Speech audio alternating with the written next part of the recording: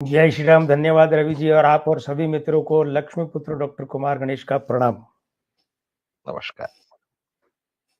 तो जैसा कि मैं देख रहा था, कई बार कहते हैं ना कि पूत के पाँव पालने में या जो कुछ ऊपर वाला ही देता है। मतलब ठीक है, आदमी अपनी तरफ से चीजों को तराशता है और बेहतर करता है।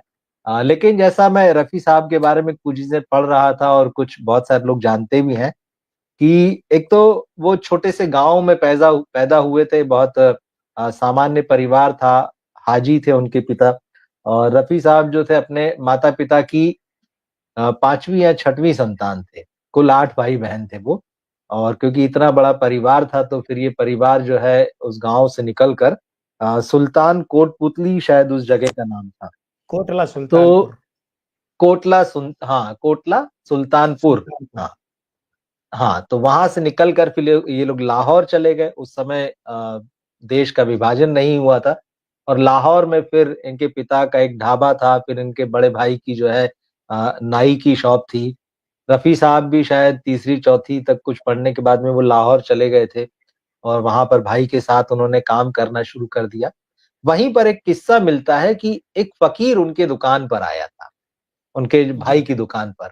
और जी रफ़ी साहब ने उसको सुना और बुला के फिर सुना और फिर दोनों के बीच बातचीत हुई। और रफ़ी साहब ने भी जब उसको गाकर सुनाया तो उस आदमी ने ये कहा था, उस फ़कीर ने कहा था कि तुम्हारी आवाज़ कायनात पर हुकूमत करेगी। एक तरीके का जी आशीर्वाद दिया। और हम उस जी देश में रहते हैं जहाँ फ़कीरों की, संतों की बातों का जो है बड़ा एक महत्व होता है। जी और जब कोई जी फ़कीर एक ऐसी बात कह रहा है, आशीर्वाद दे रहा है, तो ये बात। हालाँकि परिवार में थोड़ा विरोध था, ख़ास तौर पे पिता की तरफ से।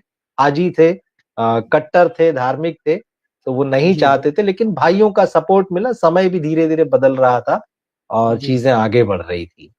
तो आप रफ़ी साहब के जीवन की तो एकदम बहुत शुरुआती चीज़ है। आप उनके सफ़र के बारे में हमें थोड़ा बताएँ? असल में ये कहीं कहीं मिलता है कोटला सुल्तान सिंह और कहीं कहीं मिलता है कोटला सुल्तानपुर, उस जगह का नाम। अच्छा, जी। हाँ, असल में वो जो दौर था ना रवि जी, उस दौर में मुंबई फिल्म इंडस्ट्री इतनी स्थापित नहीं थी।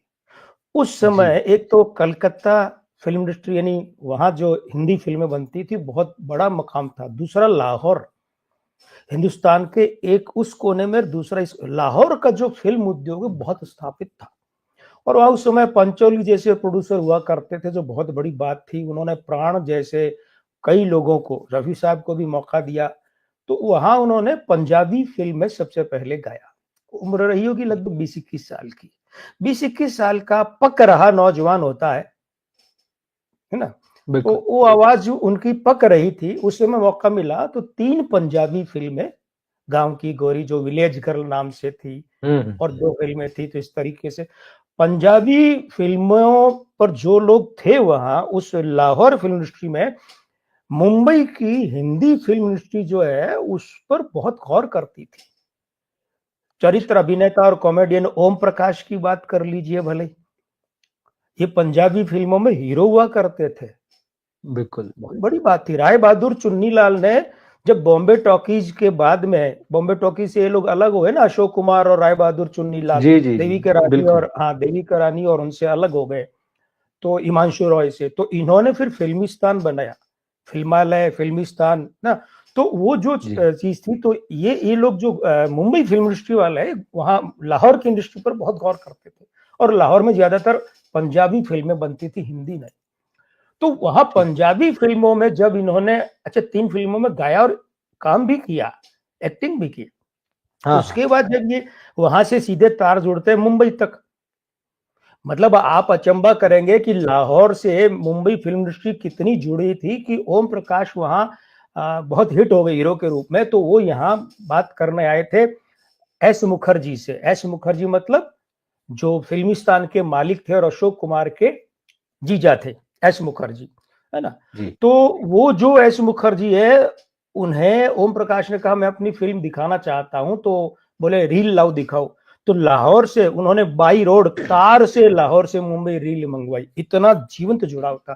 तो रफी साहब को फिर ये प्रेरणा मिली कि भाई देखो, लाहौर फिल्म इंडस्ट्री तो बहुत छोटी है, ठीक। और यहाँ तो जितना लेना था थोड़ा और ले लोगे, फिर क्या करोगे, तो यहाँ की प्रेरणा मिली। अब रफी साहब के जीवन में जैसे सचिन तेंदुलकर के जीवन में इनके बड़े भाई अजीत तेंदुलकर को निकाल दें तो बहुत मुश्किल हो जी, जाएगा कि सचिन सचिन बनते कि नहीं बनते।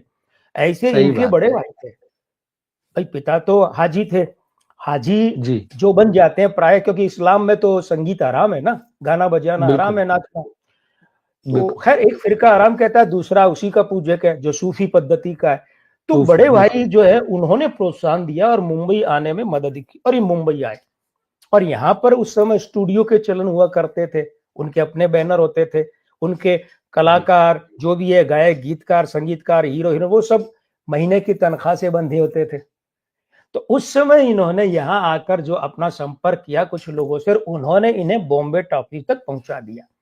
और हुआ ये, देखिए एक ही साल एक ही फिल्म हिंदी सिनेमा पर कितना बड़ा एहसान किया। वर्ष 1944 में ज्वार भाटा फिल्म आई, वो जी, यूसुफ खान यानी दिलीप कुमार की भी पहली फिल्म थी बिल्कुल। और वो रफी साहब की भी पहली फिल्म थी।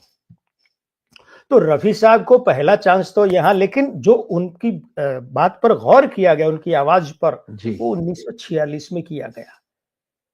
और जब राजेंद्र कृष्ण ने महात्मा गांधी की हत्या पर गीत लिखा था, सुनो सुनो है दुनिया वालों बापू की ये अमर हाँ, कहानी, है ना, तो बिल्कुल। वो गीत गाने के बाद तो फिर रफी साहब जलवा निगार हो गए कि साहब जहां देखो रफी। हुँ, क्योंकि होता है क्या, देखिए एक खास बात है, जीएम दुर्रानी साहब उस समय एक रेंज थी जो वो रफी की आवाज की थी।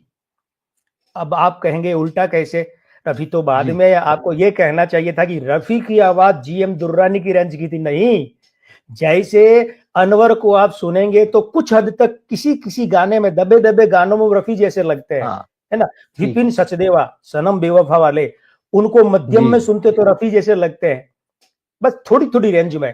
तो जीएम दुर्रानी का उस समय राज हुआ करता था साहब। कुंदनलाल ओके। सहगल तो अपने नीचे सुरों में गाते थे, वो कभी सुर उठा हुँ, के हुँ, ऊपर ले हुँ। जाते ही नहीं थे उस रूप में, विस्फोटक अंदाज में कि जी, आसमान फाड़। जीएम दुर्रानी भी वैसे नहीं ले जाते थे वो भी, लेकिन ये दो अलग अलग खेमे थे जो बाद में मुकेश और रफी के रूप में हो गए। मुकेश अच्छा। ने तो, हाँ मुकेश का तो हुँ, जिंदगी का जो सबसे पहला है दिल जलता है तो जलने दे, वो गाना जो सुपरहिट सबसे पहला, ये भी बिल्कुल आप सुनेंगे तो लगेगा केएल सहगल के स्टाइल का है। तो उस समय वो दो खेमे जो है ना, उनके जनक कौन थे, जीएम दुर्रानी रफी आवाज वाला खेमा, और कुंदनलाल ओके। सहगल मुकेश की आवाज वाला खेमा। तो जो सुनो सुनो ये दुनिया वालों बापू की ये अमर कहानी, बस यहाँ के बाद में उन पर नजर पड़ी नौशाद साहब की। हाँ, और नौशाद साहब ऐसे थे कि जो अगर अपने डायरेक्टर को प्रोड्यूसर को कह देते कि इस गाने में मैं इसे लूंगा, तो परमिशन नहीं हुँ। लेते थे कि ले लूं क्या, सूचना देते थे कि मैं इसे गवा रहा हूं। एक ठीक बार है। हुआ क्या, अच्छा क्या है, वो लोग दखलंदाजी जी, सहन नहीं करते थे। एक बार हुआ क्या कि नौशाद साहब जो मोहे पनघट पे नंदलाल छेड़ गए और इसकी धुन बना रहे थे, जो बाद में उस्ताद बड़े गुलाम अली खान साहब से गवाई थी, 25,000 रुपया उस समय देकर, जी, जी, बिल्कुल। 25,000।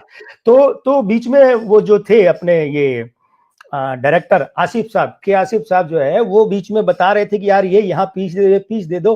तो नौशाद ने उस दिन वो काम बंद कर दिया और अगले दिन फिल्म के सेट पर पहुंच गए और बोले यार ये कैमरा यहाँ लगाओ, इसको ये कलर करो। तो के आसिफ बोले डायरेक्टर मैं हूं कि तुम हो। तो नौशाद ने कहा हुँ, म्यूजिक डायरेक्टर मैं हूं कि तुम हो। तो नौशाद साहब वो थे। तो नौशाद साहब ने फिर मेला आई, मेला में दिया गाए जा गीत मिलन के, मुकेश ने गाया। लेकिन मेला का जो गीत था, ये जिंदगी के मेले दुनिया में कम न होंगे हाँ, अफसोस हम न, ध्यान दीजिएगा, ये आवाज जी, हीरो पर नहीं है।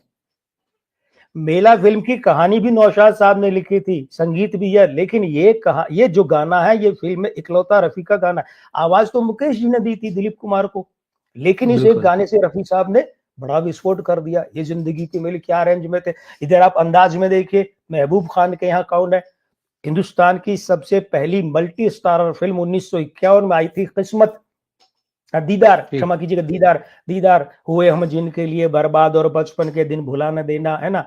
तो ये जो थी यहाँ इस फिल्म ने रफी साहब का सितारा सबसे बड़ा ऊंचा कर दिया। दीदार फिल्म का जो संगीत था, उस संगीत ने सिद्ध कर दिया कि एक ध्रुव तारा आया है जो चमक कर गायब नहीं होगा, छाएगा।